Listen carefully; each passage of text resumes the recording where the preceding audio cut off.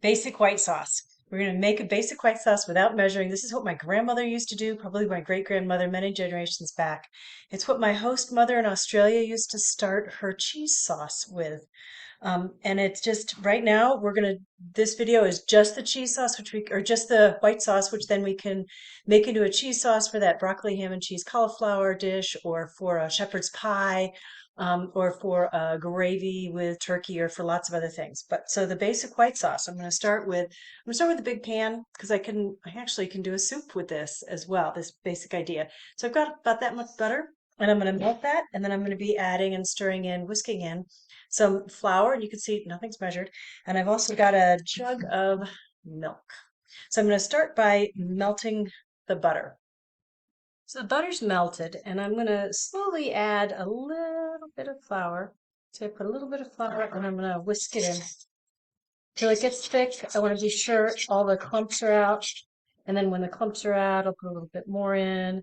And if you're using, say, turkey fat or chicken fat, you can make a nice gravy using the chicken or turkey fat. And I'm making this, I'm just adding a little bit at a time and stirring, and it'll make it thick. This kind of cooks the flour, and I want to be sure that I've whisked it well enough that we're going to get out any clumps that might exist. And if you're making more, obviously use more. If you're making less, use less.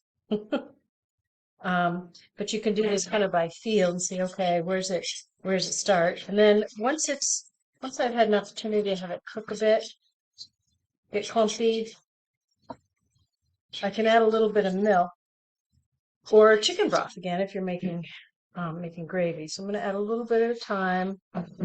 My Aunt Jean taught me how to do this. So you can see it'll make it thick pretty much right away. I'm going to turn down my heat a little bit.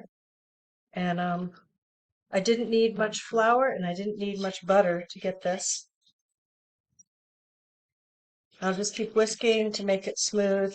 And if I do it with a little bit of butter and a little bit of flour, then I've got a really nice creamy base for say making a fish stew or a chowder or anything else. This is how you can start making a chowder.